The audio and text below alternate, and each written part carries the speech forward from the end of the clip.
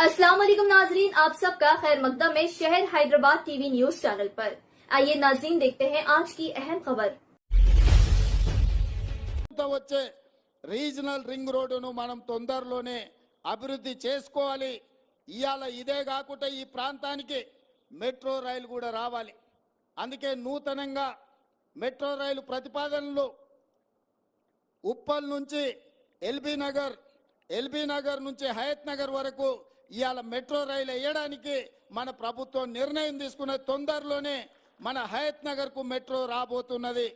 LB Nagar నుంచి Owaisi hospital నుంచి చాంద్రాయణగుట్ట నుంచి P3 రోడ్, అక్కడి నుంచి అంతర్జాతీయ ఎయిర్పోర్ట్ వరకు ఇయాల మనం మెట్రోని ఏర్పాటు చేసుకోబోతున్నాం.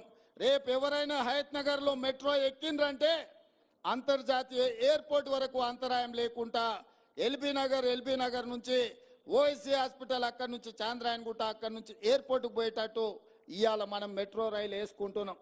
దీనికి సంబంధించి అన్ని ప్రణాళికలు సిద్ధమైనాయి. 6 నెలలు మన ప్రభుత్వం వచ్చి అవి పూర్తి చేసుకుంటే 3 నెలలు పార్లమెంట్ ఎన్నికల కోడులోనే మన కాలం గడిచిపోయింది. నిన్న మొన్ననే ఎన్నికలు ముగిసినాయి. ఇప్పుడే పరిపాలన మీద దృష్టి పెట్టినాం. ప్రణాళికబద్ధంగా అభివృద్ధి చేసుకోవాలి.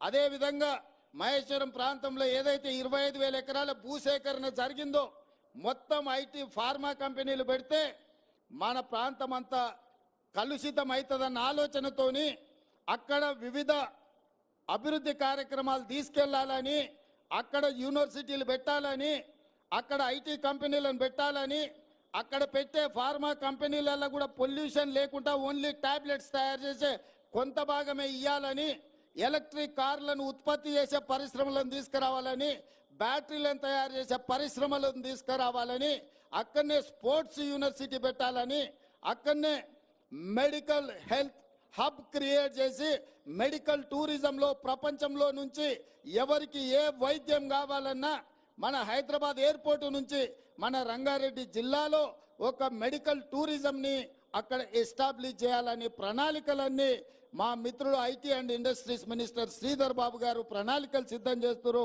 తొందరలోనే హైదరాబాద్ నగరం, ముఖ్యంగా సైబరాబాద్ అని ఏదైతే క్రియేట్ చేసిండ్రో అట్లాంటిది న్యూయార్క్ నగరంతో పోటీ పడే విధంగా మహేశ్వరంలో ఒక కొత్త నగరాన్ని నిర్మించాలని ఇవాళ మన ప్రభుత్వం నిర్ణయం తీసుకున్నది. ఒక అద్భుతమైన నగరాన్ని నిర్మించే బాధ్యత కాంగ్రెస్ పార్టీ తీసుకుంటుంది. ఈ పక్కనే రామోజీ ఫిలిం సిటీ ఉన్నది, మీకు అందరికీ తెలుసు. రామోజీ ఫిలిం సిటీ దేశంలో ఉండే సినిమా షూటింగ్లకు ఈరోజు ఉపయోగపడుతుంది. కానీ మా ప్రభుత్వం ఇంకొక ఫిలిం సిటీని క్రియేట్ చేయాలని ముంబైలో, మహారాష్ట్రలో ఉన్న హిందీ ఫిల్మ్ ఇండస్ట్రీ మొత్తం ఇక్కడికి రావాలి. మన రాచకొండ గుట్టలు, మన ప్రాంతం అద్భుతంగా, మనము ఊటీలు ఎక్కడెక్కడికో పోతున్నాం. ఒక్కసారి మునుగోడు వెనుక ప్రాంతము, ఇబ్రాహీంపట్నం ముందు ప్రాంతం, రామోజీ ఫిలిం సిటీ పక్కల నుంచి ఆ తండాలకు నేను ఎన్నికల ప్రచారంలో పోతే అద్భుతంగా మనకు ఊటీ కంటే అద్భుతంగా మన ప్రాంతం కనిపించింది. ఈ ప్రాంతంలో అద్భుతమైన సినిమా షూటింగ్లను చేపట్టడానికి అవకాశం ఉంది.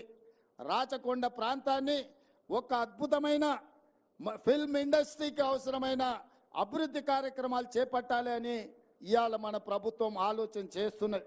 ఇవన్నీ ఎందుకు మిత్రులకు వివరిస్తున్నా అంటే రాబోయే రోజుల్లో రంగారెడ్డి జిల్లాకు మహర్దశ పట్టబోతుంది.